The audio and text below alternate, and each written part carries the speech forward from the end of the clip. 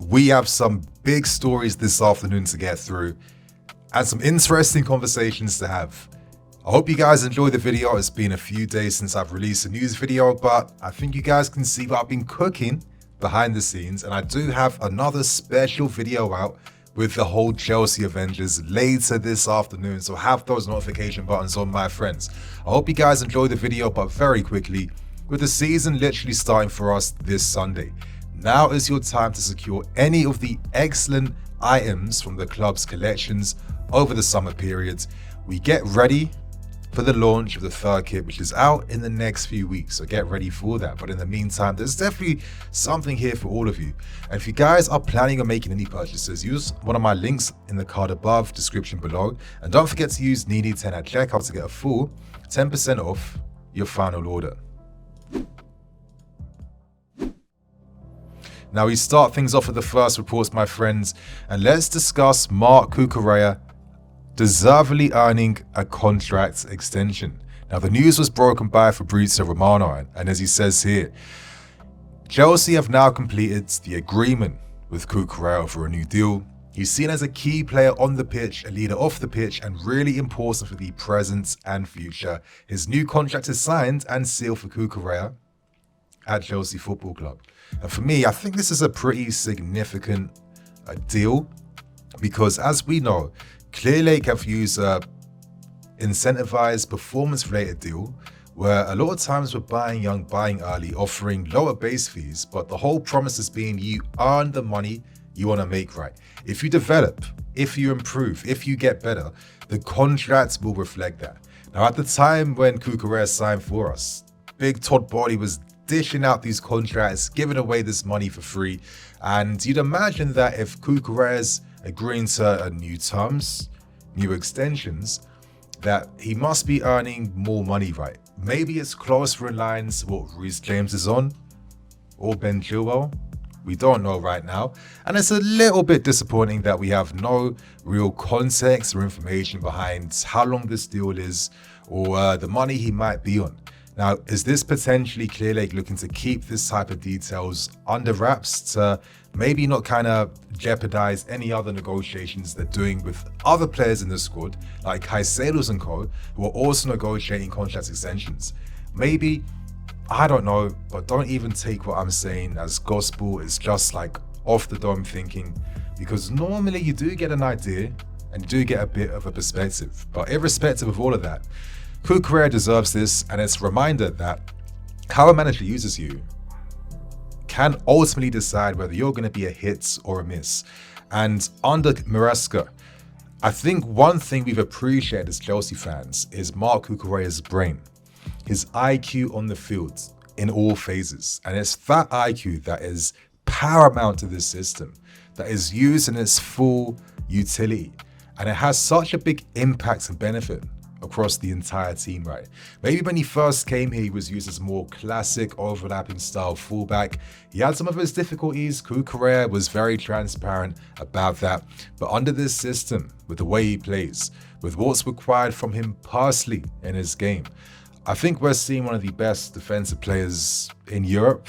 And yeah, lucky for us, he's representing us, our club. So my friends, share your thoughts and opinions on Cucurella agreeing a contract extension. But right now, we have some big reports to discuss involving Enzo Maresca's first press conference of the season. And yeah, this guy definitely talks his talk. Now we know that Maresca wants a centre-back. Could recent transfer target in Hincapie be the perfect option? Well, I've been using FootMob recently to get player data on the recent transfer targets, and as you guys have seen, Hincapie has great creative stats. He's strong defensively in his duels. He can play as a centre-back and a left-back, and on paper complements what Maresca would want. Right now, I'm excited to say that I'm teaming up with FootMob as they're doing a massive prize giveaway. There are up to 5 copies of the latest EAFC game, as well as 5 Premier League shirts of your choice. To enter, use the QR code on screen or one of the links below, and once you've downloaded FootMob, I'll demonstrate what to do next. You scroll down to more, hit settings, and then go to redeem code and type in PL25. It then takes you to a form that you have to complete, and once you're done, you've entered and you're locked in. So thank you to FootMob for sponsoring today's video, and good luck in the draw. Let's discuss one of these surprising reports that's come out from Spanish outlets involving Piero Hincapie. And it has been revealed that he is a player that we are massive admirers for, and we could potentially be looking towards a 60 million euro deal for the Ecuadorian international services. Now, Hincapie plays for Leverkusen, and he has made a pretty big name for himself in Europe. He's had some of the biggest clubs in Europe after him: Atleti, Arsenal, Bayern Munich, Barca, Real Madrid. But now reports reveal that we are set to make a final push for the player, as it says literally right here, in the next coming weeks. Now, this kind of supports my theory I said in the previous news story, where right now we don't have to force a centre-back signing. Let's assess what we have right now. There is still time to gauge the market. Opportunities are still about. So let's watch this space. They brought up the comparison of Caicedo's salary at around 9 mil euros, which probably might be a bit more when that extension gets secured. But they revealed that Hincapie could earn around 7 mil euros at Chelsea, which is like, what, 5.56, which is drastically higher than what he's earning at Leverkusen. Might be a fair salary, considering he's like 23 years old right now and is about to pre-peak, and is a champion in Germany and has won silverware as well. So this is a player that has a lot of high esteem in the market right now. At the moment, you could argue he could be a really interesting option for us because he is someone that can play down the left-hand side, can play as a centre-back as well too. And last season, he played most of his games at centre-back, but still played at least like 13 games at left-back. He's versatile. He's good playing forward. He's good playing past that halfway line. Great creative stats. I really think the guy's crossing from deep positions is superb as well. Great combination play, and he's a bit of an aggressive, proactive style tackler as well. Now, in terms of height, he's like, what, 6'1", I think 6'2". He's not a small guy, and he gets himself about on the field. And it makes you think, could it be quite interesting to have Caicedo's, teammate internationally also playing at the football club and just kind of strengthening, the team spirit and the vibes that we have within the squad right now. In the meantime, though, going back to the latest reports, though, we don't want to pay that 60 mil. We don't want to pay the 70 mil. I apologize. The 70 mil that Leverkusen want for this deal. That's a ridiculous amount of money. 60 mil could be the most. But then realistically, if that's going to get funded, you need to sell players first. Could that spell the end for a Jalabert? Is someone going to make a big late move for him? I'd be very surprised by that. It wouldn't make any sense, and I think he just adds too much depth to the squad right now. We're still waiting for the sales of the Sassy, though. Raheem Sterling, Ben Chilwell. So outside of Jackson and outside of Nkunku, we still have many sellable assets, which technically could allow us to splurge on one more defensive option to add to the team right now. Now, I find these reports really interesting considering how assertive they seem to be in regards to our pursuits of the player. But I guess it wouldn't really surprise me, and I have to say that a lot of times, man, Latin media are quite on the nose when it comes to revealing these types of stories. So I guess we just continue to watch the space and see what happens, because if for some reason some of these defenders don't necessarily perform right, you're going to see a lot of reports emerging around centre-back options and targets we're targeting. So my friends, share your thoughts and opinions on Hincapie. Is this a guy you feel could be like the right type of player to complete the squad and help us get to where we need to get to right now? We are looking for that replacement for Cole, who has that left foot. Could be an interesting option. And Hincapie suits being the guy to receive from the keeper to start the first phase of play. Or do we just back Badia? See what these men do and allow ourselves to be pleasantly surprised. So share your thoughts, opinions on that, my friends. But right now, we're going to end things with the final story today. Now, Maresca wasn't holding back today in terms of what he wants and demands from the club in that sense. And we learned today in his press conference that he wants to sign another centre-back.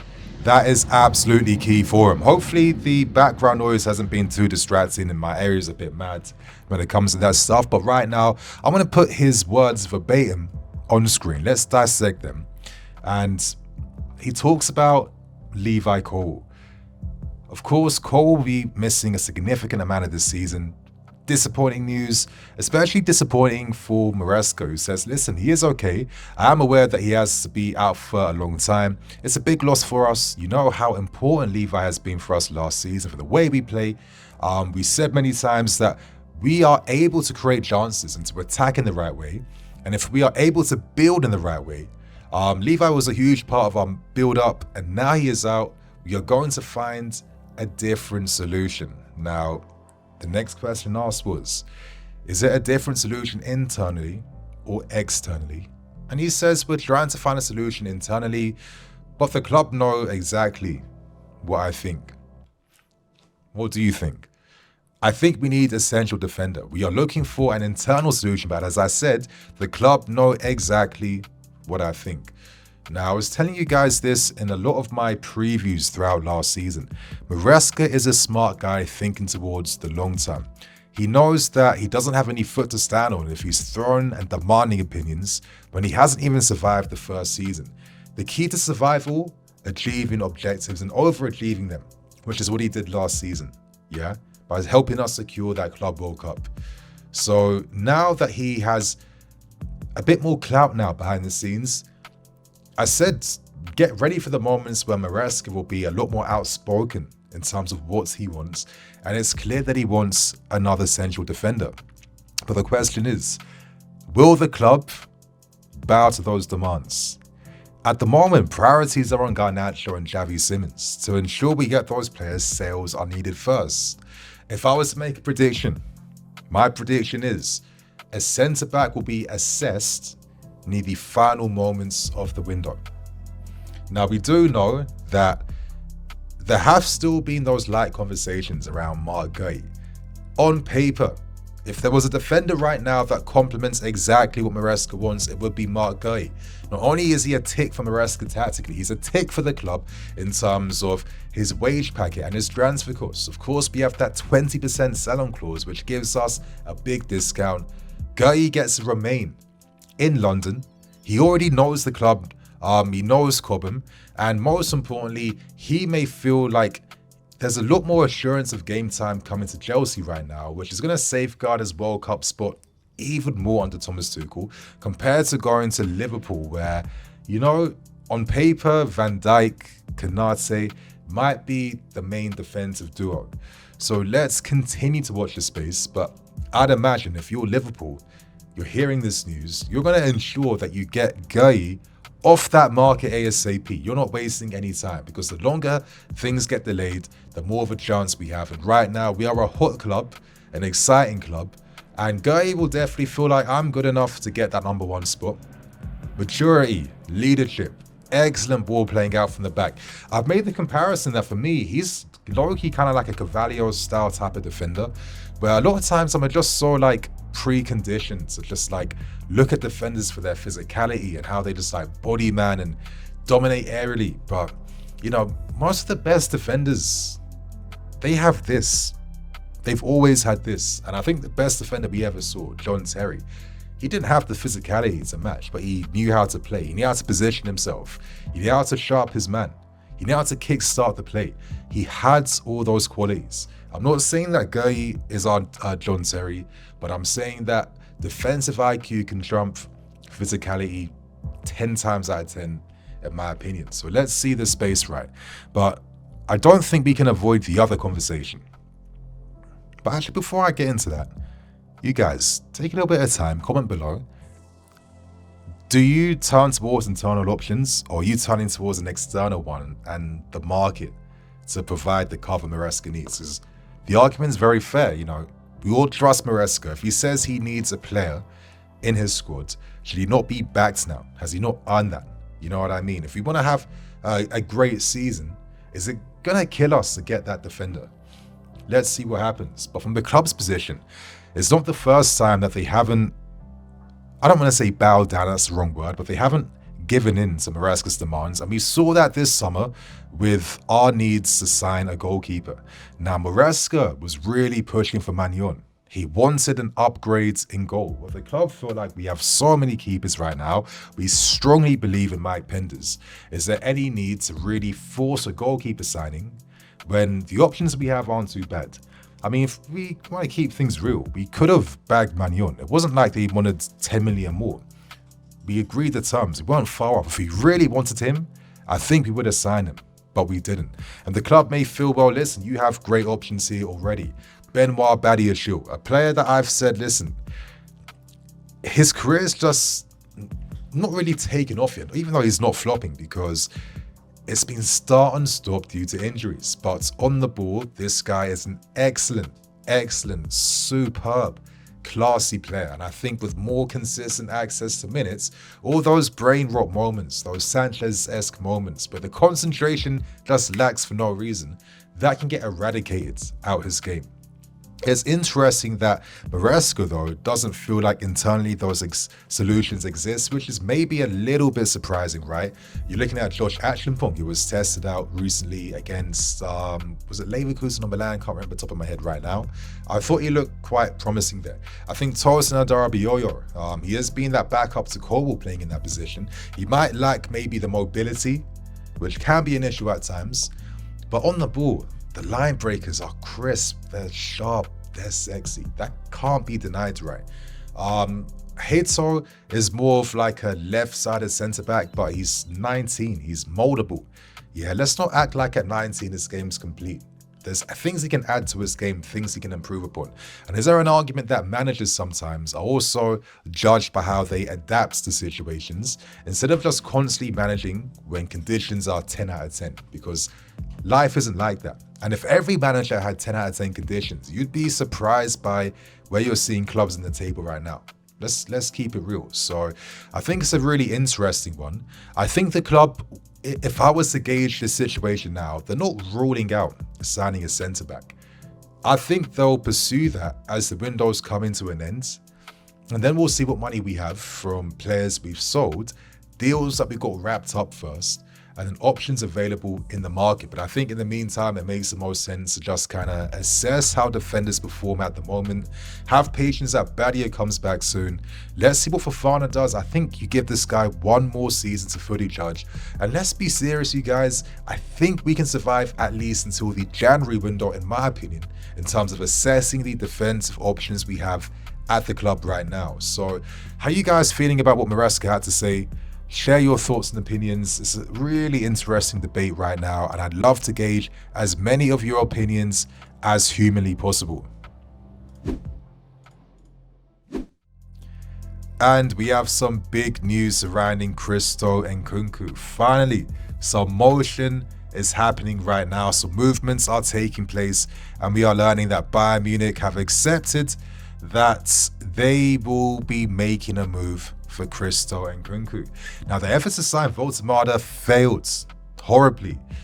Their final offer was around 60 mil euros. Stuttgart remain adamant they want 75 mil euros. I think that's an incredibly ridiculous amount of money. Bayern have realized that too, and now they've gone back to their original target of the January window, and that is Nkunku. The only annoying thing is, though, even though direct contacts are happening between both club sporting directors, we want a permanent sale, and at the moment, Bayern would prefer to get him on loan first. There has to be a midway point. Now that we know Bayern have money to be presenting 60 mil offers for strikers, that would be backups to Harry Kane, for God's sake. They have money for Nkunku.